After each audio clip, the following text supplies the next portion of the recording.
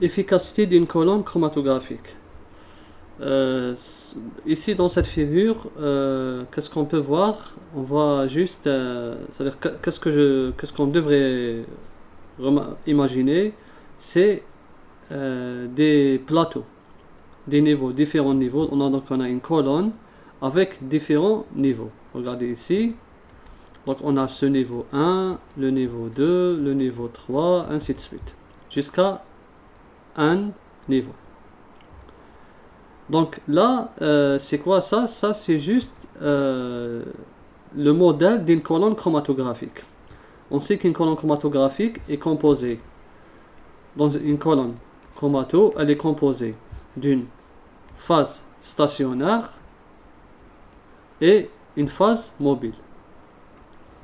Mais pour étudier les phénomènes de distribution des solutés entre la phase mobile et la phase stationnaire, comment la séparation se fait, comment les chromatogrammes, c'est-à-dire qu'est-ce qui explique que vous faites une analyse à partir vous faites une analyse chromatographique, vous obtenez une fois un chromatogramme, un pic comme ça, et si vous refaites l'analyse avec une autre colonne, vous allez trouver comme ça. Vous voyez. Donc on voit bien ici le W, ou bien la largeur du pic à sa base est différente. Là on voit bien que la largeur 1 et la largeur, ici le W2, on voit bien que la largeur du pic 2 est plus grande que celle de pic 1. Donc on doit expliquer ces phénomènes.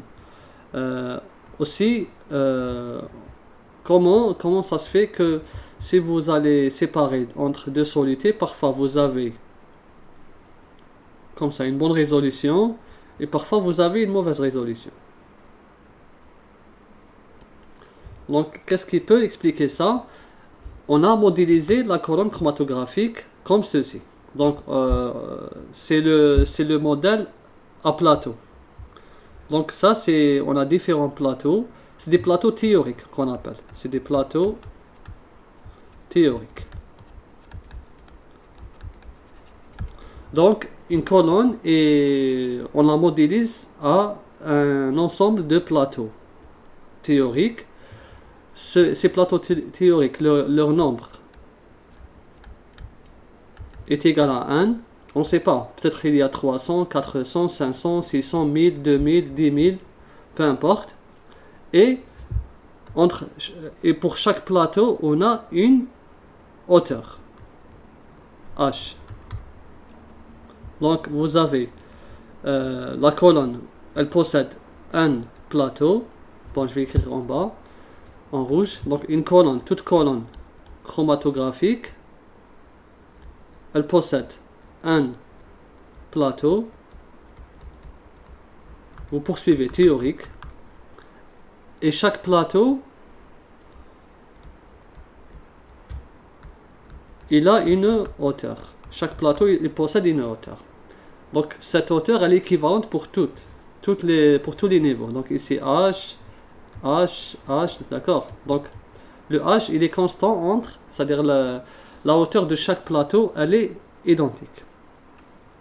Maintenant, pourquoi on veut, c'est-à-dire pourquoi on a modélisé ça? Parce qu'on a dit que le soluté, il se partage entre la phase stationnaire et la phase mobile. Et ce partage, il se fait d'une manière successive. Donc, je vais faire juste un petit schéma. C'est pas très exact, mais ça permet de comprendre. Donc, supposons que je vais redessiner les plateaux, mais sous forme de rectangle, comme ça. Là, vous avez un plateau, et là, un plateau, là, un plateau, et là, un plateau, ainsi de suite. Donc, qu'est-ce qui se passe? Le soluté, ici, j'ai deux solutés dans la phase mobile, d'accord? Donc, la phase mobile, ici, je vais mettre en vert.